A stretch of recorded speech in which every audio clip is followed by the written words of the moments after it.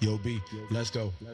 You may have seen the clip and maybe heard word of mouth, yet another podcast. Man, what could it be about? Is it truth or opinion? A couple of contradictions. We're here to challenge tradition and twist your vision. So we set on a mission to bring you rebel wisdom. Welcome back to another episode of Rebel Wisdom. I'm Julian here with my boy B, and today we're gonna talk about and discuss what influences people to kind of become what they are, right? In the sense that what contributes to developing your maybe personality or character, how you act, etc. And I think society says one thing, but we're gonna really hone in on kind of the people you surround yourself with and how maybe that has a stronger aspect in developing who one person is, right? And there's a bunch of caveats with this and a lot of things that go into the development of a human.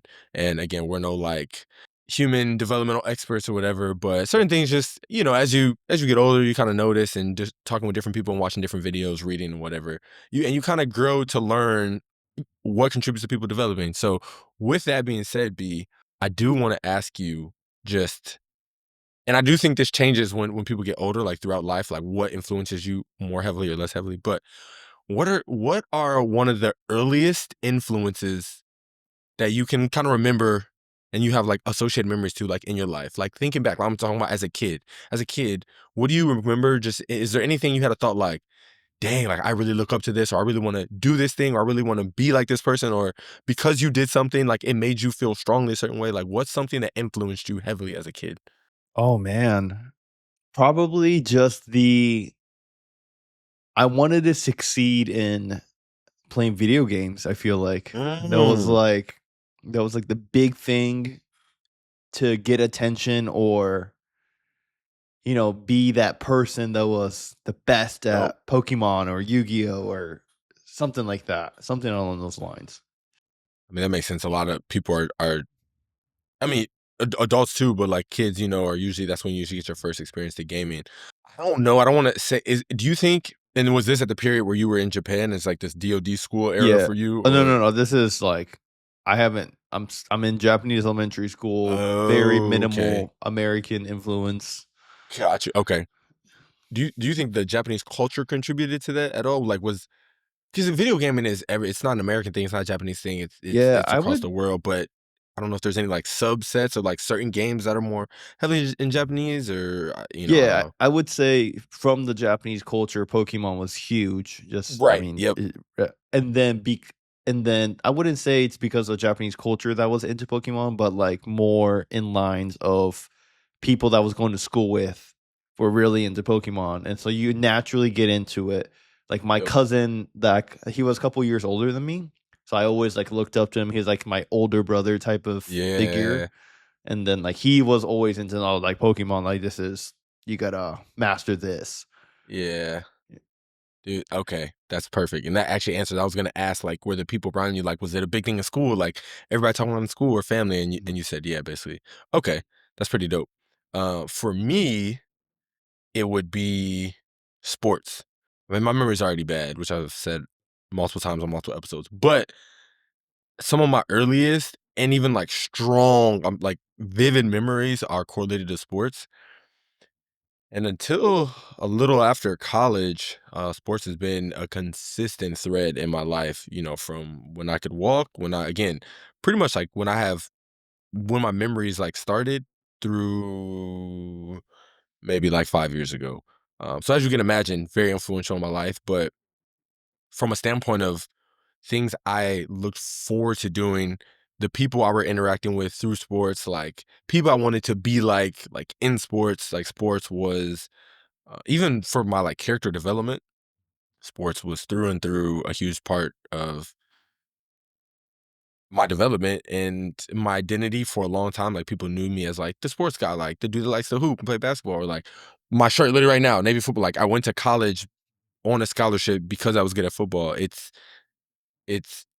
been an undeniable piece of my life for so long. So yeah, I kind of just wanted to dissect what things influenced us early and how that kind of showed up in our life. And I remember, right, so when we used to live together in Japan, Pokemon Go, but I don't know if it got popular while we were out there but I just remember you specifically, like we would be out, like, I don't know, we'd be going somewhere, we'd be outside walking, and you would be like, hey bro, I gotta go over here. You were like it was, everybody was doing that. I was probably like one of the few people not doing it, but like, again, to continue that theme and Pokemon being, so I was actually obsessed with Pokemon when I was little. I don't even know if I ever told you this. My room, it was I Pokemon thought, theme. I had Pokemon yeah, bedspreads, Pokemon yeah, like wallpaper borders, Pokemon trash can. I had the the little these books, but like I had the thick one full of Pokemon cards, playing sheets, which I'm pissed, dude, because Pokemon cards sell for a lot. Like if you have mint yeah. condition, They're yeah, dude, yeah. I walked in a card shop and I'm just getting super sidetracked, but in Miami when I went to a bachelor party cruise, probably earlier this year, and I was waiting on my flight, so I was like, I walked into a card shop. They had it was two sports players cards, Pokemon cards, dude.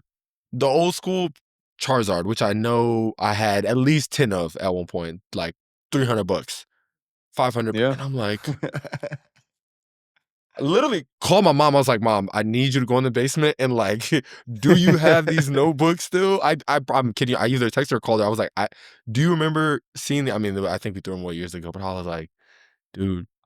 But again, just the influence, things that influenced us, and kind of both of our lives, right? Like Pokemon has been in, I mean, not as heavily, but when you were little, and then the Pokemon Go era, and then sports for me, are things that influenced us, and I think that could extend to people that have been in our lives in different ways, which Mhm. we can kind of get into. So getting into this topic, right? I think when we think about like what develops people, like where do people, where does their character derive from, their actions, how they act derive from, who they just kind of who they are. I think there's multiple, I would say, like acceptable answers, but I do think it depends on like what age you're in, right? Like I think the things that contribute to a full adult's development, which again you're already more developed at that point, are very different than a child's development. So I'll ask you, I guess, like what do you think are some of the, and you can just rattle off one or three or whatever. What do you think are some of the bigger contributing factors to kids? And when I say kids, we'll go 10 and under. Well, non-teenagers, we'll go 12 and under. Definitely heavy influence from the parents. Okay. Yeah, I would agree. And you have younger siblings, so this will really be good for you. Are Hmm. any of them under 12? Your youngest brother's under, no, he might be, how old is he? I think he is 12. He's got to be around 12. I was about to say, he's got Yeah, to be the around 12. youngest. Okay. Yeah, Okay. yeah. I would So say parents, parents for sure. I would agree. Siblings, I'm sure. I mean, just like from my experience, like a lot of Mhm. people from school have a lot of influence. Yeah. But that doesn't. Same. Yeah, that could be for teenagers and above as well. Dude, I would agree.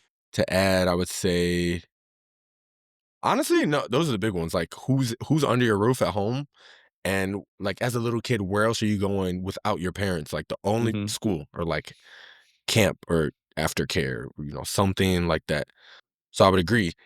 And I think a big thing to note is, as a kid, I might be getting ahead of myself, but as a kid, you have less control over kind of like where you go and what you do. So who you're around and your environment is very controlled, right? Like you don't have a say in it. Hmm. Whereas when you're an adult, you have the autonomy to kind of sculpt your environment. And furthermore, sometimes you're in a position where you can't move, you can't leave your position. At least maybe you're contractually bound, a lease or something, but you have to stay where you are for a little bit. And then eventually you'll be able to change it. But as a kid, like you're gonna go where you're told. So it's more scripted than when you're an adult. And with that, I'm actually gonna say on this one, so I threw in ChatGPT just to kind of baseline and see a question to ask it what influences people. And I wanna kind of piggyback off this if that's cool. I said, what are the biggest contributors to a person's character and personality? And he gave me some Mm. categories. And I want to dissect these with you because I think this will be interesting. The category, and I don't know if it's in order, but the number one thing it said was environment and social circle. That was number one. And again, I don't know if it's just by chance. I think it's not by chance, but I think those are on it. So environment and social circle, upbringing and early childhood experiences, biology and temperament is three, life experiences and key events is 4, and belief systems and self-narrative 5, media and information exposure is 6. Okay. And again, I'll quickly recap those real quick. Environment and social circles, upbringing, early childhood experiences, biology and temperament, life experiences and key events, belief systems, self-narrative, not really sure what that is, and media and information exposure. Now, with it, like, I definitely believe environment is first off, a lot of those I think there's common threads in, and this is I think one of our like our main rebel point is that, you know, who you surround yourself with, this is the crux I think of what we're gonna get into. Who you surround yourself who you surround yourself with is a major player in who you become. And there's the quote that we talked about that says, "You are the average of the 5 people you spend the most time with," by Jim Rohn, which I love that quote. And I think it's true. And in a lot of these, they're different things, you know, with the exception of your upbringing, you have no control over that, and your biology, your genes, which I feel like that Right. mostly contributes to maybe physical traits or there's certain things that can be passed down that's like temperament. But with the exception of those, who you surround yourself with kind of fits into all these other categories, right? Like life experiences and events, you can choose who's around you, which will shape your life experiences and your events. Your belief system and your self narrative, you can surround. We literally just before this podcast, I'm not even joking, couldn't make this up. We just had probably a 30-minute conversation on beliefs, religion, history, like just as bros catching up, which are things that we kind of like bounce ideas off each other that ultimately like shape our belief systems and like what we think about the world, or we talk about things that sometimes that like what we think about ourselves, right? So again, and we talk often, like you're one of my best friends. This is who we surround ourselves with. Media information and exposure was another category. Your media is going to be centered around things you talk about with your friends, things you're interested in. Again, kind of stems from who you surround yourself with, right? Nowadays, they talk about the algorithm, which is, you know, sometimes it goes off things you talk about or things you text up, typing in your phone. Again, these are things that stem from things you do in your life, which again are predicated off people you surround yourself with. So I thought that was super interesting how 4 of these 6 categories had to do with people you surround yourself with that ChatGPT gave me. And then the number 1 category was environment and social circle. Like, that was Yeah. uninfluenced by me, you know what I mean? Yeah, the social media thing is, I think it's, I don't say ironic, but I think it's interesting because you start with a brand new, fresh algo, right? Like they don't Yeah. know anything about you. But Yes. as you view certain videos more or you like certain videos more, they're gonna just keep feeding you those kind of videos. And at some point, you know, all your videos become very one-sided from a Mhm. issue that, let's say, that's happening around the world. Yep. Political issues is a big one, right? Yep. You start, there's a couple of viewpoints. You agree with one viewpoint. Therefore, if that video comes up, you like it, you watch it longer. And the next one is, so you start to think that like the world Yes. views certain issues that way only. Where, and so you're not, because you're not getting fed the algo of the other side, other point of view, and in turn, those become like the algo of people, the certain types of people that obviously they're different people, but that could have similar beliefs because of the algo, could be considered one person that you spend a lot of time with, that influences Yes. you and how you think. So I think that's Yeah. Are you saying spend a lot of time with, like, you watch them on the screen, like somebody you don't actually know, but you yeah, listen to them? Is that exactly. what you're But you talking about? spend a lot of time with because Okay. you're just listening to Mm. maybe not even that person only, right? But similar people But in that category is just considered one person, let's just say. right, right, right. And For then example, yeah. Democratic Party or that narrative versus Republican Party, like, yeah, exactly. Mhm. I just had a thought listening to you say that. It's so, you know, the quote, "What came first, the chicken or the egg?" And it's like Yeah. a debate or which one. I feel like you could, well, maybe now, like, what came first? Like, does your social circle or your social network influence your algorithm, or does your algorithm influence your social network? It's like, which came first? I would argue. Well, actually, Mm. I'll ask you. I'll ask you first, and then I'll give my opinion. Like, what do you think? Do you think the people you hang around kind of might influence what the media you consume, or like what you consume creates these beliefs in you, which then is I don't know, kind of attracts the certain people that believe the same thing. No, I think if it had to There. give one or the other, I would Mhm. say social media has more impact because like a lot of like my friend groups, we don't agree on the same things. Yeah. You Okay. know, I think we agree on like majority of the big things that's important in life, like more of the fundamental truths in life. Yes. But then Yes. outside of those, there's a lot of disagreements. So that would lead me to think that, you know, I don't have certain beliefs because of the people that I hang around with. But it's like with social media, even if I go into a topic with certain types of ideas, like I could easily be influenced to change that depending on like what I hear and what I consume. Okay. Okay. You know what I think? Mm. I think this may be like circumnavigating the question. I think for like our generation or older, like it's more who you were with would influence what you consume more, just because we grew up in a more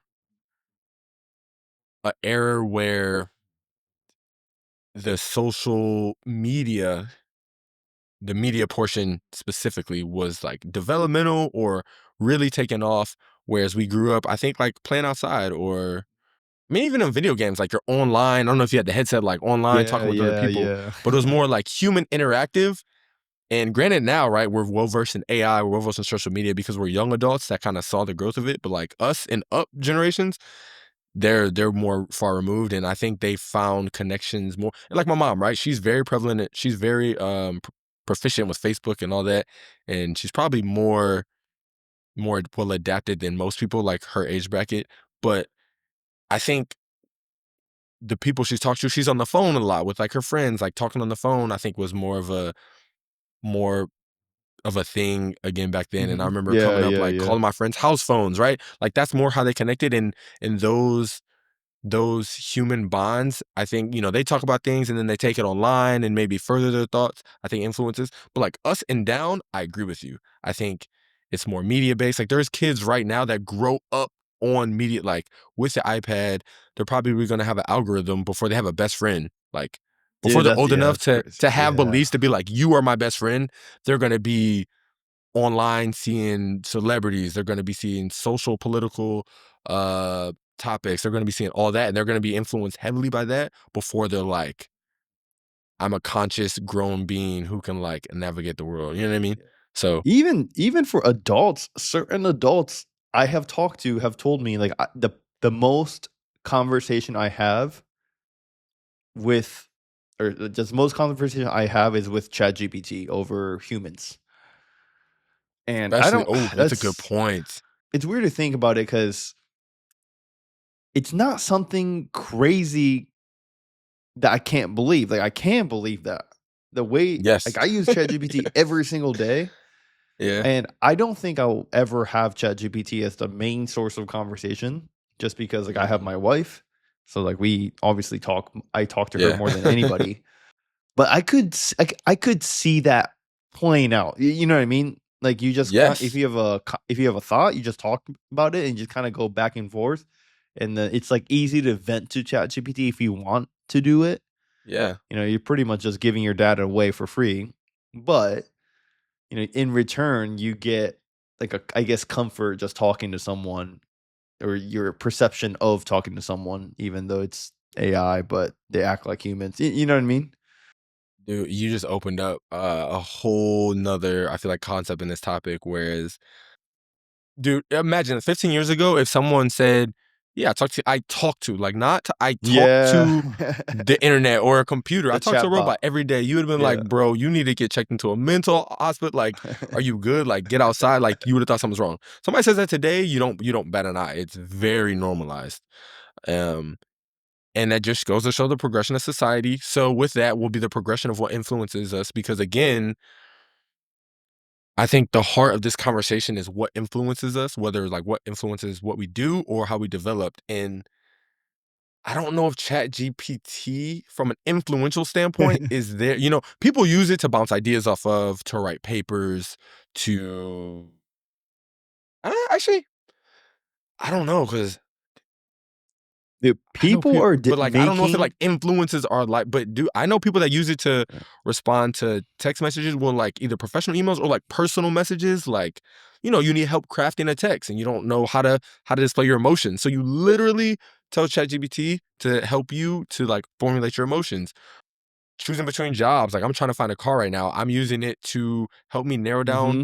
what types of cars, what cars cost the best, price comparisons, where to get it from. And that's gonna, I mean, it doesn't influence how my character as a human, but like it's definitely gonna influence my decision on a big purchase. Like, so dude, that's a tough one. I don't know. That's a really good point though. It does have some influence. And I do want to dig into that, like the character development piece, right? So, and again, going back to the quote, you are the average of the 5 people you spend the most time with. I think that speaks to you are them in a sense of like how you carry yourself, right? And if we go back to environment, and I'll bring up, this will lump in like early, like upbringing, early childhood education. I think you do start to, I don't even like literally you'll act like the people around you, from like physical mannerisms or songs. For instance, like in Japan, right? Like there were certain songs that were hot. Like me and you would always be singing the same songs. Yeah. Just little things like that. Just on being in proximity with somebody or an environment, like subconsciously even, like there's certain things you start to pick up on. So like you said, when you're coming up, like you're always around your siblings, you're always around your parents. So depending on how your parents talk, either, whether it's maybe they talk very professionally, or maybe they don't, or maybe they have certain habits around the house, like they push in the chairs after they eat, like you'll probably start to pick that up, or they don't, like you might pick that up. These are things, or in school, just the way, again, we don't have kids, but I've always heard these stories about like somebody's kid will come home and like, let's say a cuss word. It's like, where'd you learn that from? Like, we don't say that. They don't even know what it means, but they just heard it. And Yeah. people probably laugh at it, and now they say it. You know what I mean? I don't know if you have any like examples or anything you've seen but that environment piece is obviously a big aspect in this conversation. I look up a lot of. I read. I consume a lot of media. Video, text. Just Mhm. hanging around people in the self development space, and it's kind of because I'm in the real estate circles. So with that, there's a lot of overlap with anything business or investing related with, I guess personal self development, right?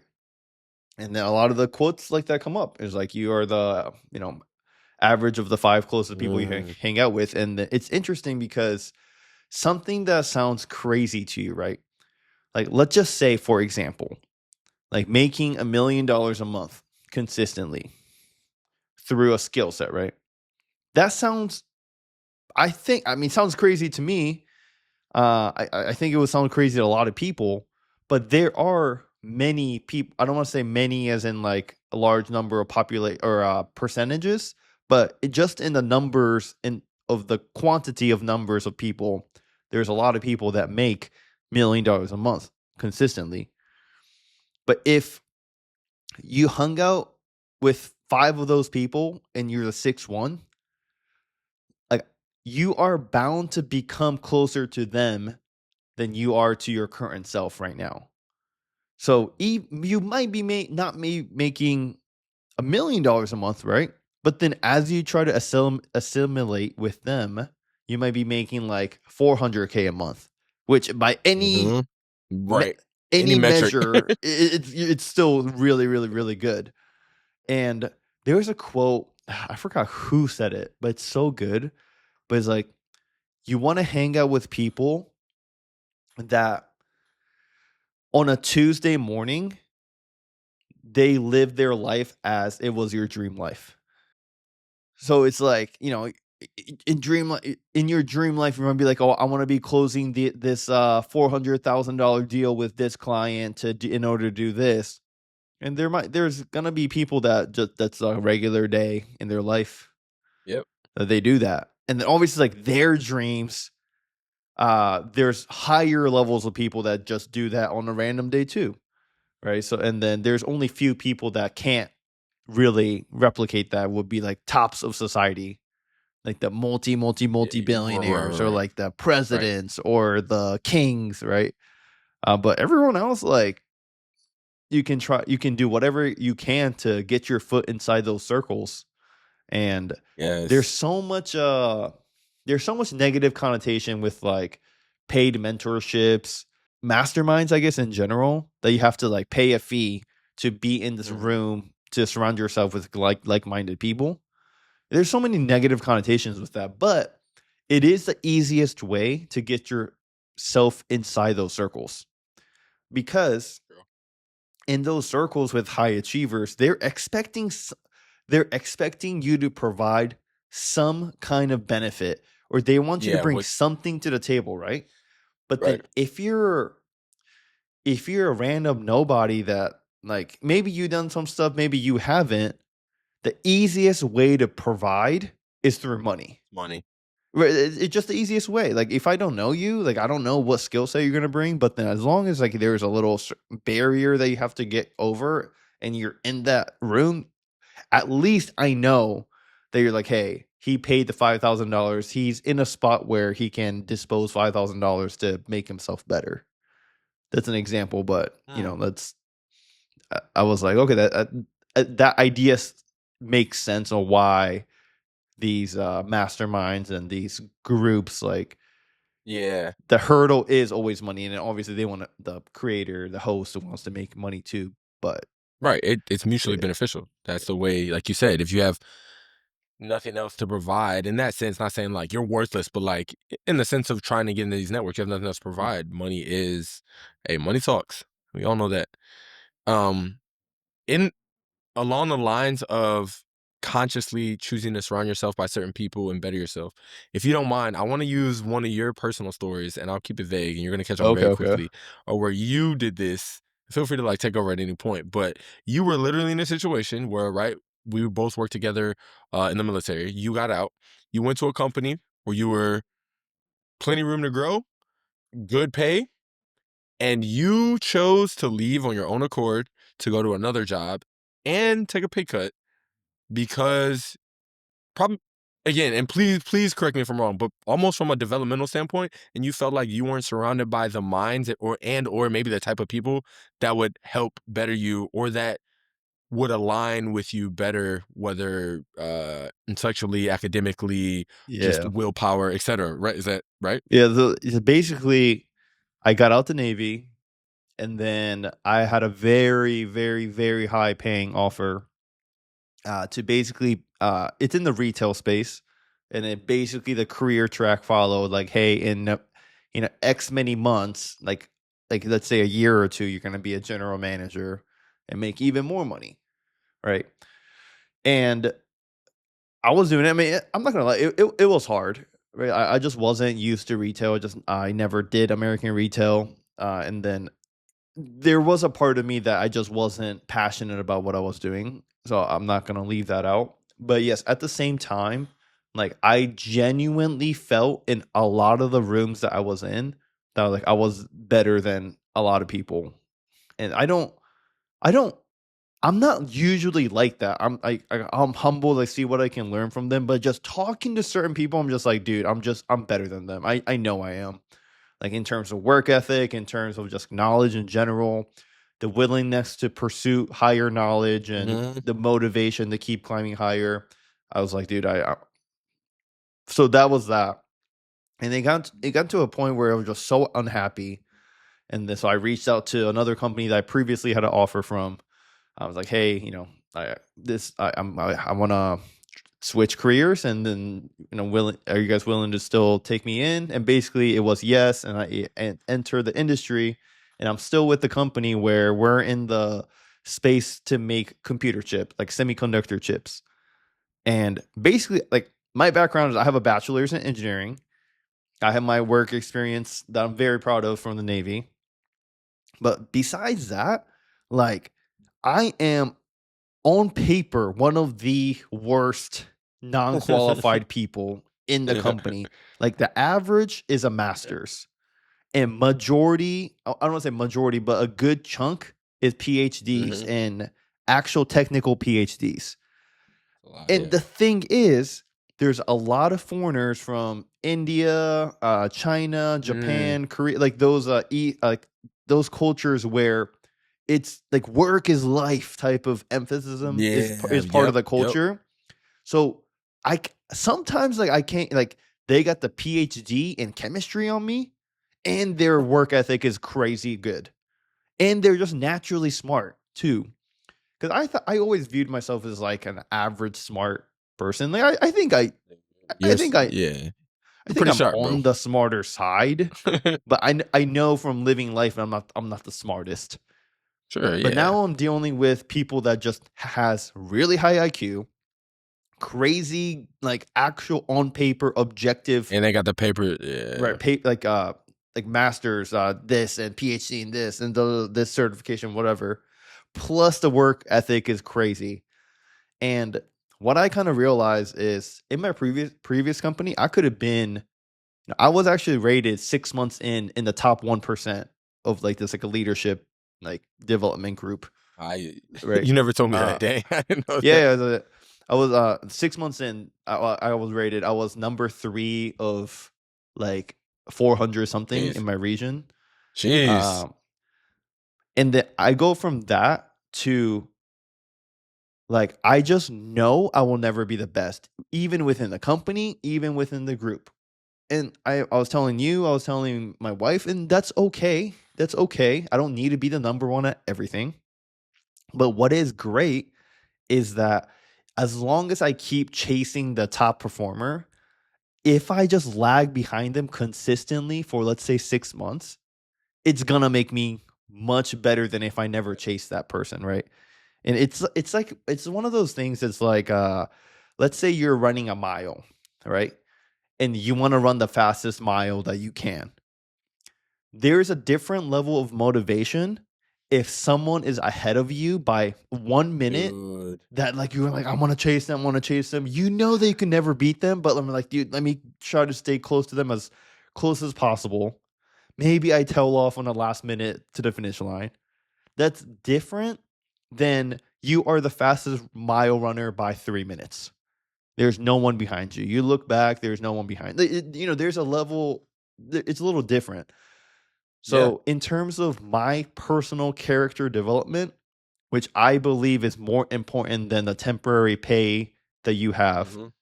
Because as long as you keep growing in your technicals and your character and your skill set, I think your pay is going to increase as well. So yeah, I'm basically I'm happy to surround myself with people much, much, much better than me, and then I'm the person that's always asking questions now instead of trying to answer questions. You ended it out. That's a whole nother asking questions. I think that's like a key to life. Like it's, they say it's the questions you ask are more important than the answers you give or the answers you seek. Dude, I feel like we could just end the pod there. That example is so it embodies like everything on this topic, and that's so great. But I'll keep it going. Um, you gave the analogy of running the race. I want to say 2 things on that specifically. We ran a marathon together, and another cliche quote, right? Iron sharpens iron. I'm sure a lot of people have heard of that. But we ran a marathon together that B convinced me to do. Long story short, probably paired 2 months before it. Like we heard about it, didn't really talk about it. And then we're like, he said, hey, I want to do this. But I want to do it with you. Like flew down with him and we did this marathon, right? With minimal preparation. We both completed it. But what I want to say is, first off, marathon was never on my radar, right? Never intended to do one. But I kind of like doing things that I'm of the mind that I'll do anything once. And the main thing that got me to do this marathon, other than again doing it with one of my boys, probably the main thing was when I really reflected on it, because I didn't want to do this marathon. But I was like, I didn't want to do it. I was like, when is the last time I did something that truly challenged me? Like, I'm talking like not did something for 5 minutes that's hard and then you break it, but like had me questioning I had to like really push through, and I couldn't answer the question. Actually, I couldn't answer the question. It was probably college, which was way too long. So we did this in what, 2024, 2023? 2024, beginning of 2024. 2024. Yeah. February. I Yeah. literally have my dad we had like pictures and metal and stuff. My dad got it framed. It's right above my wall on my camera. So I'm literally looking at it. Mesa Marathon, February 10th, 2024, right? And I was like, I haven't done anything that really pushed me to the limit in a long time. So fast forward to the marathon, we get it. It's raining at the beginning, mind you. So already Oh off to a bad start. yeah. Forgot, Yeah. yeah. It's like 7 in the morning. It's pitch black outside. It's We started raining, at, and we we go. started at like 4 a.m. Yeah, it was probably way before 7. We Yeah, got it there at was. 4, but by the time we started, it was still Oh, probably like, maybe. yeah, like Okay. 5 or Maybe it was so. around there. Yeah, Yeah. 5 going into, yeah, still earlier than 7. Dark, rainy, didn't want to do it, right? But I'm with my boy. I'm already here. I'm in Arizona now. Like, we're gonna get it. Let's get it.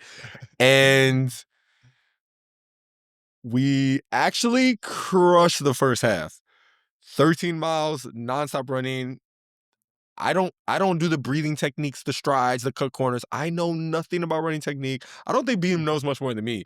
But like we're just like, hey, let's run. Like literally, let's run, which is a terrible strategy. Like, let's just run. And we did for 13 miles straight, past most people, crushing it. Now, these back 13 miles or the back half, pure agony, just struggle.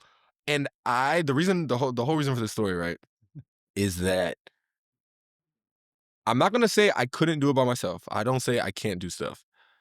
I am very confident I would not have finished if I was by myself. Like if I was a betting man, I would have put money on me not finishing. And it'd be like, Really? hey, I You did would a have tapped marathon, out, like you I showed think? up, I tried. Dude, I don't, which is very rare for me. I don't Okay, think if interesting. I'm being real with myself, either I would have tapped out or I would have like walked so long. The end guy would have come and be like, hey, sir, like you like this is the chaser, like you got to get out. You know what I mean? Like I would have took too Yeah. long and like got phased out. But I wouldn't have like ran as much as I did, like we kind of walked, ran. I don't know if I wasn't with you, but B like willed me through it. This man made it look easy. He was pretty much the back half. He was just like dragging me and cheering me along.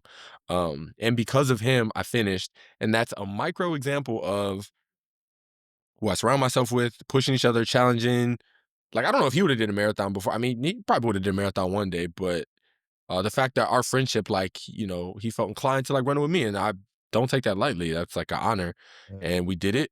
And we joke about doing one again. I probably won't, but No, I we can joke can't. about it and we can say we did it. I got this dope frame thing of like our medal, my bib, like our time, like all that, it was something I'll remember for my life. But it's because who I was around. And the reason I finished is because of him, like, honestly. And I think again, that's just a little example of kind of keeping certain people in your life. Another example on a lesser scale, also to do with running. In the military, we have this, it's called a PRT, a physical readiness test. Part of that test is running a mile and a half, whatever, and you have to do it in a certain time. It's not super challenging for me, but I can do it and complete it and be fine. But I try to like kind of go hard in it, right? Like put Yeah. forth effort. And again, I'm not a timer. You're supposed to time yourself and keep a pace so you can track. I don't. I run. But in order for me to challenge myself, I need to chase somebody, which is what you were saying. Yeah. So what I do is I'm running. When I fall in my rhythm, I cue in on somebody, whoever's in front of me, and I slowly catch them. And then when I pass them, I cue in on the next person. And then I just keep Okay. doing that until the race is over. I try to catch somebody. But if I had nobody in front of me to chase, I would either become stagnant in my pace or fall behind. But I have no metric to like see where I am. But for me, I'm just always chasing the person ahead of me. But to do that, you need somebody ahead of you, Hmm. i.e., these people in your friend groups, these social networks you develop, these family men. You want to be a father, have a father in your friend circle. You want to be a high earner, have a high earner in your circle. You want to develop a skill. You want to be a musician. What, like hang out with some people that play instruments, you know what I mean? Like have those people that you can pick their brains and you can chase. Is pretty much the purpose of me saying all that. So these are kind of, I'm trying to like base them on character development, but there's also literal physical reactions that we have as humans that mimic our environment. And again, to take it one step further, our social circles, which is, pretty much what we're talking about. Have you ever heard of the elevator social experiment or seen the video clip of it? I don't know. I don't think so. I don't Dude, know. you haven't. I should have sent this to you. It's like 30 seconds, but it's this experiment that's been done. It was popularized, but you just have an elevator and you have a group of people that are part of the experiment. Let's say 6 people, and you put a camera. There's a camera in the elevator, and it just shows people getting on and off the elevator. These 6 people stay in the elevator, so they all 6 people that are part of the experiment, they're on the elevator, but they're backwards. So when this new person gets on the elevator, everyone's back is to them, and it's just weird behavior. Like literally, everybody's like facing the wall, like that, right? So these people that don't know the people experiment, don't know that they get on the elevator and you see some of them kind of look, they're looking at everybody, and for no reason, nobody says anything. They just turn around and they face the direction everyone's facing. And then the elevator opens, all 6 people turn around, they get off the elevator, and the other person like turns back around if they're not getting off on that floor, and they're just kind of you see them puzzled, like, why is everybody facing? Some people get on without hesitation, they just face backwards because everybody else is. And there was like one person, the few that maybe like stayed frontwards while everybody else was backwards. But you can tell over, let's say the five experiments, right? The 5 different random people that came in the elevator and saw everybody else turn backwards. 4 of them just mimicked what everybody else was doing. Mhm. And it's like, again, that's a visual representation of you tend to do what the people around you do, right? And as I was saying, as a kid, you can't really control the people around you. You're going to be around who's in your household. You're going to be around your people in your school. But as an adult, you have some say on where you live. You have some say on what job you work. When you want to go to school for a degree, you have some say on where you go, and you can control, and you definitely have say on who you marry, uh, who you hang out with, and those I think, which goes counter to some things that people think. I think that's like the biggest influencer on what will make you as a person, your character, your development, etc. I don't know if you have any thoughts on that, but Yeah. I'm thinking of, the word peer pressure is used in a negative sense majority of the time, but this is just peer pressure, right? Especially in the running example, like you're pressured to excel more that otherwise you would have on your own. And, usually peer pressure is like synonymous with like, teenagers getting caught up in bad things Right. because they're, but again, it is a double-edged sword.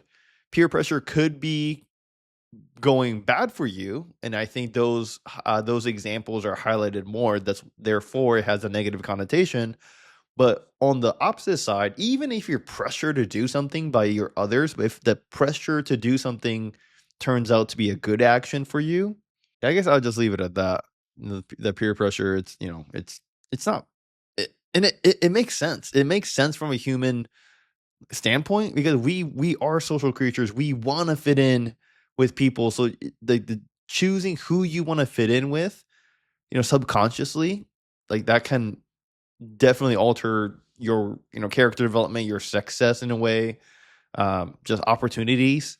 Just because like me being in certain circles, I have been handed opportunities where I'm like, dude, I say to myself like, I was so lucky to be in this circle because it turned out to be, I got this outcome, which Yep. is this, partnership or some investments, knowledge, strategy, or something like that.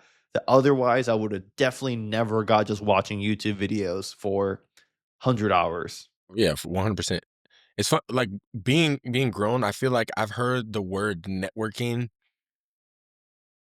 so Mhm. much in the last 7 years, and just like college and below, like you never really hear the word networking, and then you grow up and it's like network, network, network, network, and all the I love we love a good quote, like your network is your net worth, Uh-huh. right? I think we've said that before. And then I went to a the TAPS class for the military, like when you transition out. Mhm. He was like, the dude leading the class, he was like, all right, now you guys need a network. Network is one letter away from not, he was like, networking is one letter away from not working. So make sure you network, which I was like, oh, Oh, that's kind shoot. of funny, right? Like, Yeah, yeah, yeah, I was like, yeah. okay, Now okay, okay. That was clever. yeah. I'll put that in my little bag. Yeah, I thought that was funny. But like, I constantly hear it. And I mean, it seems to be true. People, right? Like I'll be looking for a job in the near future. And from what I'm gathering, like everybody needs a resume, needs to submit your resume. But I feel like people, I'm not gonna say get jobs more, but people you know with a higher degree you're gonna either get an opportunity at that job or get the job like when you know somebody in the job. If Yeah. you know somebody there, your resume gets floated to the top. Like it's more so who you know than what you know. I'll give you I mean, I a could be off prime base, but example that just yeah. happened where I have my two buddies, my best friends from high school, and they were looking to get into a new career. And I know they're smart, hardworking people, but just with their professional experience, they would have never, and I don't want to say never, but it would have been very Yeah. difficult to get into the space that I was already working in. But, I just had them like make a resume and apply. And then I already knew I already worked with this like manager that has like a really I won't say big face. Like he's like a very well respected and known in the company. And just with random coincidence, like with working on projects with him, like we became not I don't say good friends or anything like that, but we like he has some respect for me, like professionally, and I already had a respect for him because he's he knows a lot of stuff. And then so basically I explained the situation. I'm like, hey, I got these great dudes that I know. Like they're and I had to vouch for them. Like their character is good. They're very Yeah. smart. They're hardworking. The only issue is like they don't typically meet the on book, on paper type of candidates that we're used to hiring.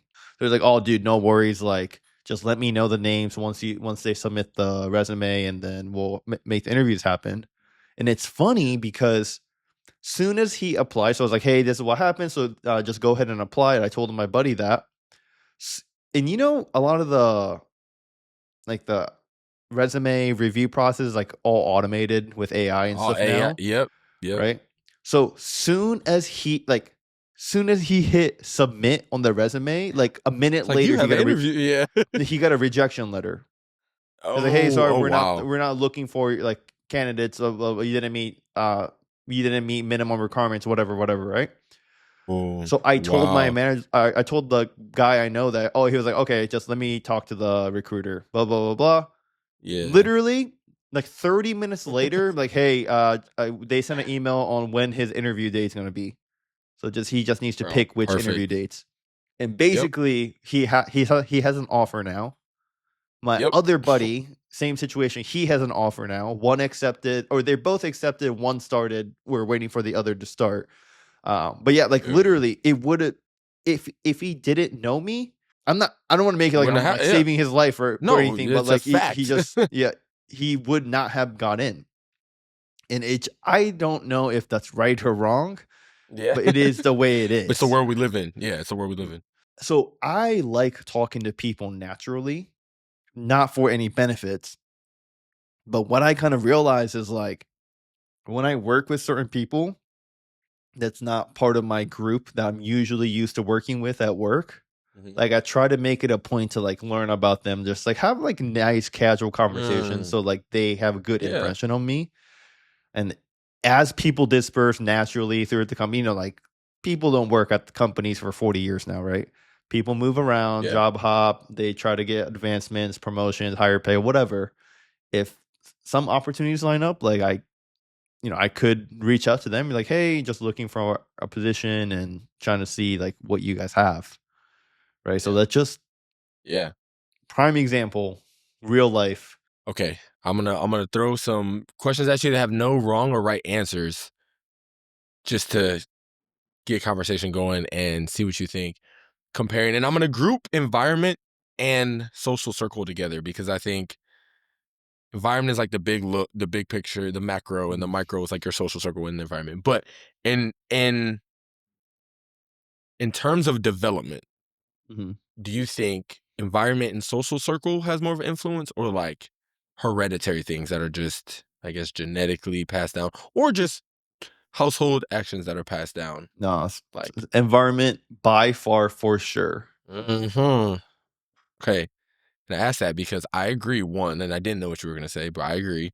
And I think that in itself is a rebel point. I think some people think like just what you naturally learn. Again, genetics is a little like the only things that's passed down there are more like physical traits, or, I mean, I guess addictions could be passed down, but more so like habits, I think. But I think once you get to a certain part of your development as a adolescent into an adult, yeah, your environment / social circle just takes over and has like mad heavy influence on who you become through some of the things like we've been naming. I agree. Okay.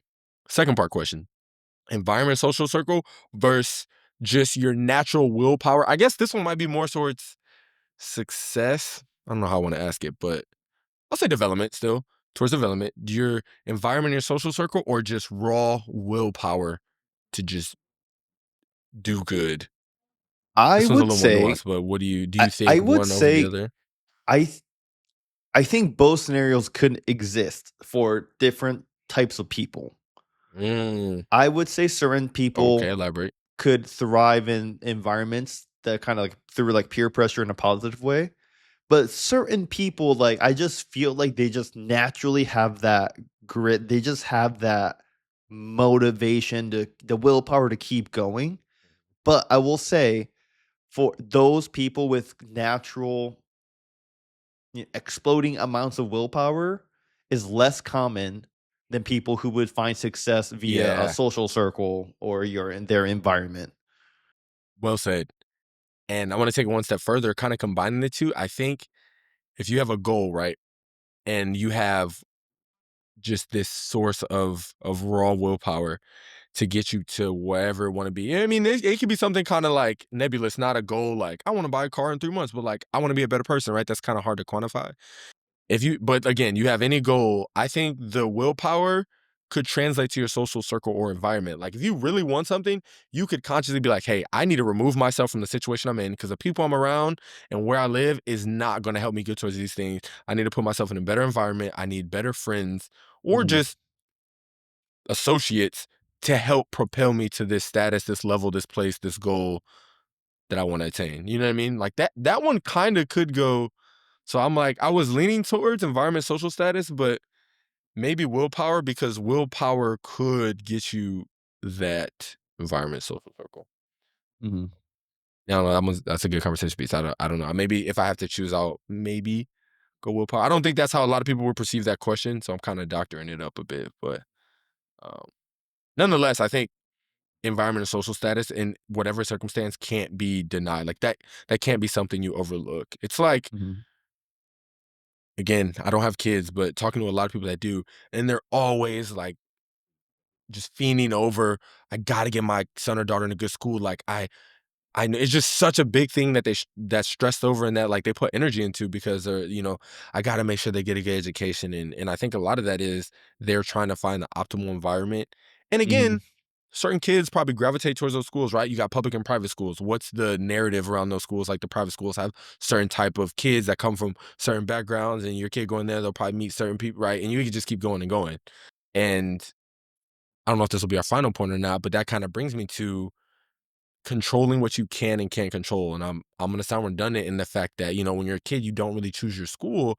But I think it's very important as we get older to put energy into friendships are gonna develop naturally, first off. That's right. Like you can't always be like, I want you as my friend. And it's like you may wave a magic wand and like, friend. Like, no, usually friendships are developed through shared experiences, time. I mean, I think those are the two main things. But things like that. But it could be a social circle or something like that. Now, I want to flip it over to you, B, on the converse end. Do you think there are friendships that can be outgrown? Yeah, I think if you decide to go on the path of like, hey, I want to better myself and I want to continue, I would think it naturally happens unless you're in like a Yeah, unless you're in like a toxic friendship.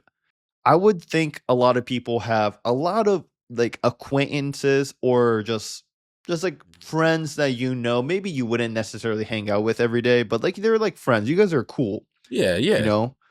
And I would like to think that friendships that like friendships naturally come about, right? Like you said, but certain friendships you could invest more into than not. Like for Sure. example, like to to enhance friendships, like maybe you get on a call and talk to them, right? Instead of just Yep. texting, sending memes back and forth. But that's energy that you have to use. You have to go out of your way to go take that action, and it's just part of like investing in the friendship. You have to, Yeah. and those what you make investments in for friendships, I think by doing that, you get to choose who you want to surround yourself with, and the people that don't, like, they just naturally just fall out of your life, right? Like, you could have friends from high school but like you guys were cool in high school because like you saw each other every day, but like after high school, you just don't talk to them. You got nothing against them, but it's not like you're not gonna just talk to them now. It's just and that's like the Yeah. friendships that you don't really have to value. So yeah, I mean, friendships, mentorships, like I think it's much more easy than people think to choose your friend circles or just I don't say I keep saying friends, but like just your people that you surround yourself with. Circle of influence, we'll say. I Yeah, think that's the best way. circle influence. Yeah. Okay, for sure. And there is two ways to get that circle of influence right: naturally and unnaturally. Like you said, some mentorships are paid, etc. But nonetheless, we have some say over who's in that circle and who's not, which is kind of what like. It's going to be hard to maybe separate from some of those natural friendships, but sometimes it needs to be done. And I want to introduce something else to the conversation, that like this piece of trying to avoid. So I guess law of attraction is what I'm going to work to. But Mhm. before I get there, have you ever heard of there's this subconscious effect that humans have when like you see someone on somebody's face, like you start to do it? Like, have you ever heard that? Like if you, and I kind of try to do this, but more so like I think I'm very positive, but in certain situations, I accentuate my positivity, or I try to be extra nice to almost force the person I'm interacting with to match my niceness. But Huh. there is a, yeah, I don't like, apparently I looked it up before we got on. It's called the chameleon effect. Like if you're a super smiley person and you're like around people, like they will subconsciously start to smile more because they always see you Okay. smiling. Or like you watch a movie and you see people crying, like it might be sad or whatever, but you almost feel the urge to cry a little bit more because somebody's crying Oh. with like real emotion. Like this is again, because we're social beings, you subconsciously mimic what you see, It, right? it's like the It's a thing. TV. It's like the TV thing. Like when someone makes a joke, the fake audience makes a laughing Yes. noise. And you're That just like, literally entices you to laugh, whether you actually think it's funny or yeah. not. Yes. Like you're Perfect. supposed to laugh. Yes. Yeah, Right. that It's like makes a sense. And subconscious yeah, cue to laugh. I always like the idea of positivity and negativity is both a virus, right? Mm-hmm. And I think Mm-hmm. negativity is a stronger of a virus. Mm. It's easier to spread negativity than positivity. Mm. But the point is that if you can spread positivity to other people, You can. just like you can spread negativity to others. Absolutely. I wonder why negativity is, I mean, that's a probably topic for a different day, but like I agree. Negativity does seem to spread easier. Don't know why. But I think it's just yeah. like human survival instincts. Like we Mm. have bet more than having, like if we say, hey, I think we're gonna have a night of no surprise attacks from wild animals tonight, versus opposite. I guess that's a positive end. The negative end would be like, hey, we're gonna have an animal attack tonight. You're gonna be keen into listening to that, so for survival reasons. So I think like humans naturally gravitate towards I negativity just for survival instincts.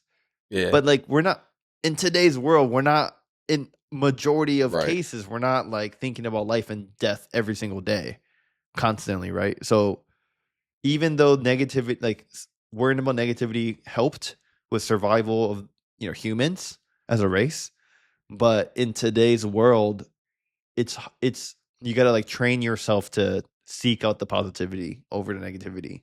And on that note, that contributes to why I try to be positive and why I try to move the way I do, because you are, was it you are what you attract? Yeah, right.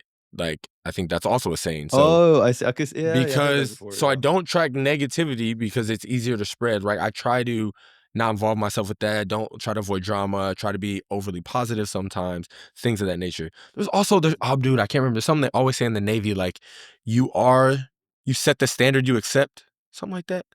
You know what I'm talking about? You ever heard that?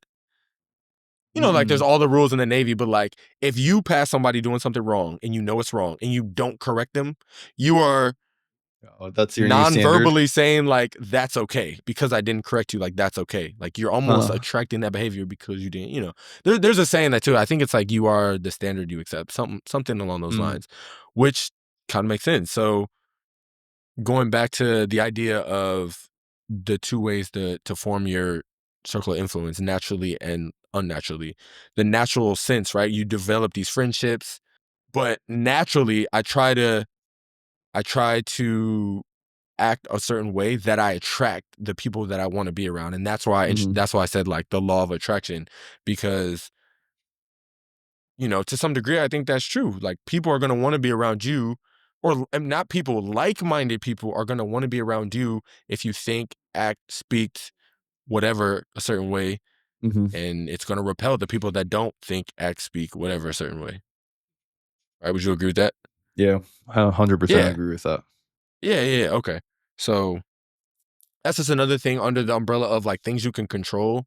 Like sure, you can control where you're physically located, school you go to, house you live in, town you live in, but also how you carry yourself. I know that can help sculpt some relationships or just give you more opportunities, open more doors than that, you can explore. So I don't know. It's something I think about, like I actually think about when I maneuver. And to that point though, about being a certain place and acting a certain way, right? Like, I live in Illinois and next year I would like to move to Chicago. The one of many reasons I'm drawn to Chicago is there's so many different things to do, so many different people, and I feel like the networking opportunity is just insanely expansive. But also it resonates with a lot of things that I like to do, right? I feel like I could find a lot of people that like the things I like to do, that are involved in the things I like. Yeah, like me and my girlfriend talked about joining like a biking club, which not everybody has a biking club where you can bike through the city. I think that's awesome. It's a positive, healthy activity I could do with my girl, see the city. Like that's so enticing to me. Yeah. So yeah, I'm trying to put myself in these environments and hopefully meet these people that I can do these things and ultimately like grow myself in. I do value good relationships, and a lot of close people in my life I honestly consider like family. Which is another interesting point that some people say again, I'm not married, you are, so I'd love to get your opinion on this, but your marriage is the most important relationship, not just because society says you sign a piece of paper and you're married to, but they say like family you're born into, like those people are important to you biologically because it's deemed, we as humans said they made you, they're important, but your marriage is the only person that you're with for life that you choose. Yeah. So what do you think about that? I think that like that's interesting. I wouldn't say, or I guess, I mean, it makes sense, but it makes sense in the fact that you said marriage is the most important relationship. But I would take the next step and say, I think marriage, or like not the marriage, but who you marry, who is the most important decision in your life. Biggest decision ever. Yes. I think you having the right person can literally accelerate you to these great heights, and having the wrong person can literally destroy who you are. Like the positive person that turned negative, divorce happens. Yeah, you lose everything that you worked for. Things of that nature. Yeah. Perfect. Yeah, I would agree too. It's hard. This conversation just made me think of that because I've heard or seen online, it's like who's more, from a guy's perspective, who's more important, the mom or the wife? And people will argue, well, I mean, it's superficial kind of label it anyways, but like if you had to pick the wife, because like you didn't choose your mom, you choose your wife. And I think that's a strong argument. And again, in the context of this conversation, that person will have insane amount of influence over you. You're with them daily for the rest of your life. Like, yeah, choose wisely. So I mean, here from two, really good friends that try to make each other better, definitely think we encourage everybody to just step back and take a good look at who you surround yourself with, because there's a good chance people are judging you off of those people. And if you have any more examples or just tips or tricks on the topic, hit us in the comments as always. But until then, we'll see you next week.